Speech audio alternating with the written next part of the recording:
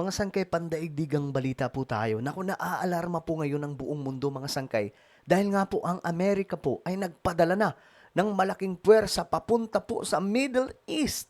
Marami pong puwersa to, mga sangkay, at napakadelikado. Kasi nga po, may warning po itong si Donald Trump. At alam po natin na kapag nag-warning si Donald Trump, alam nyo na po ang kasunod.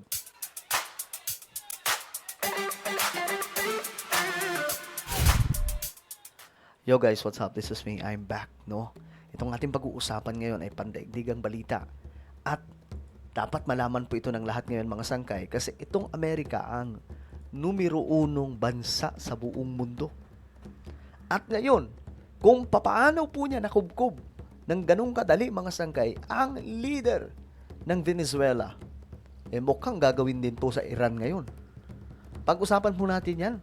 Anyway, bago tayo magtuloy-tuloy, mga sangkay, sa mga hindi pa po dyan nakakapag-subscribe sa ating YouTube channel, i-click nyo po yung subscribe button na makikita po sa baba ng video na to. Alright? I-click nyo po yung subscribe, i-click ang bell, at i-click nyo po yung all. Sa mga nanonood naman po sa Facebook, i-follow nyo po yung ating Facebook page. Okay, eto na nga. Very alarming. Kasi nga po, ang Amerika ay kumikilos na naman. Alam nyo, mamaya ikikwento ko sa inyo, mga sangkay, ang katakot-takot at parang imposible, para pong magic na paglusob doon po sa Venezuela. Kung papaano nangyari yan, mamaya malalaman po ninyo. Pero eto po muna tayo, mga sangkay. Ayon po kasi sa report dito, eto, Trump's devastating warning to Iran as massive US armada moves into strike position. Grabe to, mga sangkay. Kaya ang tanong dito, ano ba? Magkakaroon kayo ng digmaan? Alam niyo kung bakit ginagawa ito ng Amerika ngayon? Kasi ayon po sa report, more than 35,000 na daw po, or almost 40,000 na mga Iranian yung na-deads dahil po sa ginagawa ng kanilang supreme leader. Kawawa po talaga kasi may mga protesta po ngayon doon sa Iran. At ang nangyayari, talagang pinapakitaan po ng malakas na puwersa nitong leader, supreme leader ng Iran. At ngayon, mga sangkay, hindi na pumatiis si Donald Trump. Ito po yung report. Ayon po dito, US warships, ayan na po, move within striking distance of Iran. Kita nyo? At ito pa, nagpadala daw po ang Amerika ng another warship to Middle East dahil po sa tensyon sa Iran. Ngayon, mga sangkay, ano nga ba itong pambihira at katakot-takot na warning ni Trump? Pakinggan po natin. Donald Trump has warned Iran that time is running out to negotiate a nuclear weapons deal as Washington moves a massive armada towards the country. The US president announced the fleet, led by aircraft carrier USS Abraham Lincoln, is ready to fulfill its mission in the Middle East. Trump said on Truth Social, a massive armada is heading to Iran. It is moving quickly. Ayan po ang sabi ni Donald Trump. A massive armada is heading to Iran. At ito daw po ay gumagalaw ng mas mabilis with great power. Grabe yan, mga sangkay. With great power, enthusiasm and purpose.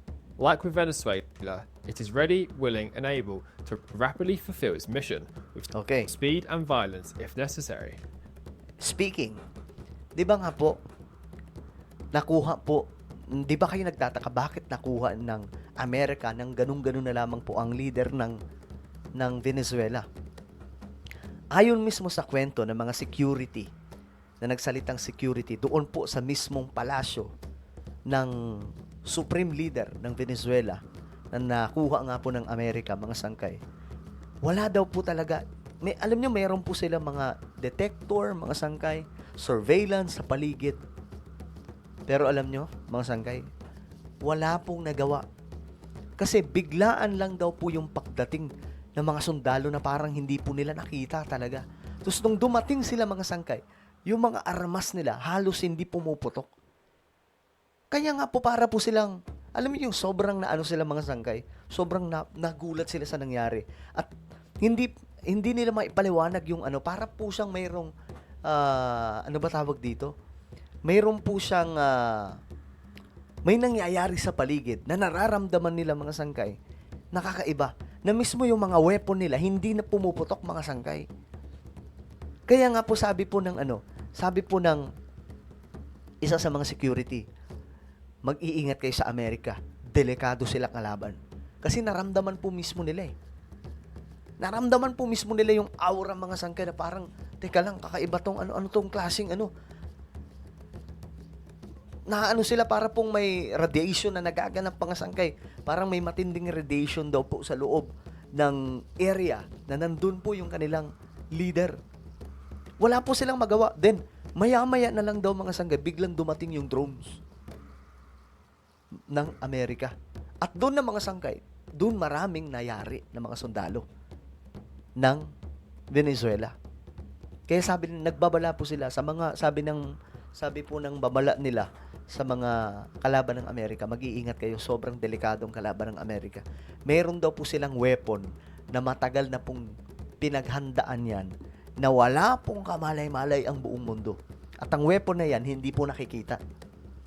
Hindi daw po nakikita mga sangkay.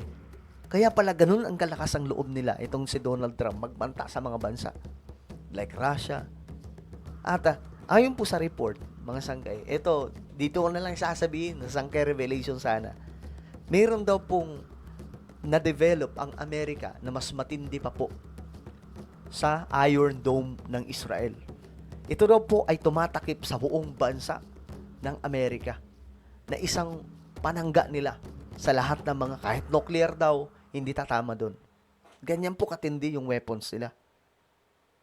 Tapos, isa pa doon, naalala niyo mga sangkay, nung nilusob po yung Iran ng Amerika nang walang kamalay-malay, yung ginamit po nila mga sangkay, yung pinaka makapangyarihan nila na kung tawagin nga po nila mga sangkay ghost something na lumilipad. Yun yung pambihirang eroplano nila mga sangkay na hindi daw po nararamdaman ng kahit na anong radar or surveillance, kahit na ano. Tapos hindi po siya nakikita. As in, hindi daw po siya nakikita. Mga sangkay. Tapos bigla na lang nagbagsakan yung mga missile. Ayun na. Wala na. Hindi na didetect, hindi nalalaman. So, ganyan po katitindi yung mga gamit ng Amerika. Kaya delikado po talaga sila kalaban. Ngayon, eto mga sangkay yung balita. Pressure is mounting on Iran with its Revolutionary Guards formally blacklisted as a terror group by the EU. It comes as the nation edges closer to conflict with the US, with American warships now within striking distance. US correspondent Miley Hogan reports. Iran's top diplomat says that its military forces are prepared to retaliate to any US strike. Iran's foreign minister Sinasabi ng Iran, kaya naman namin pumalag, pero hindi nila alam kung gaano kalakas yung Amerika. sharing a message on social media saying that our brave armed forces are prepared with their fingers on the trigger to immediately and powerfully respond to any aggression. Now, America has bolstered its military Yan assets po, yung mga militar nila mga sangkay, papunta na in the doon. region. Donald Trump revealing that the aircraft carrier, the USS Abraham Lincoln, and several destroyers are now within striking distance of Tehran. We have a lot of very big, very powerful ships sailing to Iran right now. And it would be great if we didn't have to use them. Washington is trying to pressure Iran to come to the negotiating table and discuss its nuclear program. It wants it to end its nuclear enrichment program. Well, I told them two things. Number one, no nuclear. And number two, stop killing protesters. Diba? Kasi marami pong mga nagpo-protesta doon. Talagang umabot na nga daw po ng more than 35,000 yung pumanaw. So nakakalungkot, nakakakilabot, diba? Kaya hindi na po natiis ng The US Amerika. there trying to ramp up the pressure. Now, having those military assets in that region certainly does give US President Grabe, ang dami, Donald oh. Trump options should he decide to strike. Ako. However, it is unclear at this stage whether moving those military assets into the region is a tactic to help pressure Iran to the negotiating table, or if the US President will take that step and actually order this strike. It is a watch and wait. Nako, yari mga sangkay. So, kilala po natin si Trump. May napatunayan na po yan. May napatunayan. Gagawin at gagawin niya yan mga sangkay. Talagang hindi niya sasantuhin yan. Ayan po.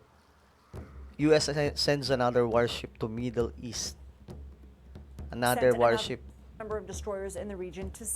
That's in addition to 3 combat So, ships. delikado ang sitwasyon ngayon ng Iran kung sakasakaling lumusob na itong Amerika. Kasi ang dami po nilang kargada eh. Tingnan nyo po. At saka bukod dun sa maraming kargada, mga high-tech po ito. Yung mga gamit po nila na pandigma, hindi po kilala ng mga karatig bansa. Wala po silang alam. Kaya sobrang delikado kalaban ng Amerika. Eh, sabihin natin kahit China, kahit ang China may nuclear, delikado ang China sa Amerika. Bakit? Maraming sikreto ang Amerika na pandigma. Kasi expert po sila dyan. Yan po talaga, ano sila dyan? Expert po sila. So, well, sa tingin nyo, pwedeng pumalag ang Iran, pero alam nyo na kung saan nahantong yan. Matatalo sila. Ano po ang inyong opinion? Comment down below. Mayroon po tayong YouTube channel. Ito po ay Sangkay Revelation. Hanapin nyo po ito sa YouTube ngayon din. Kapag nakita nyo na, i-click nyo po yung subscribe. I-click ang bell at i-click nyo po yung all. Ako na po ay magpapaalam. Mag-iingat pong lahat. God bless everyone.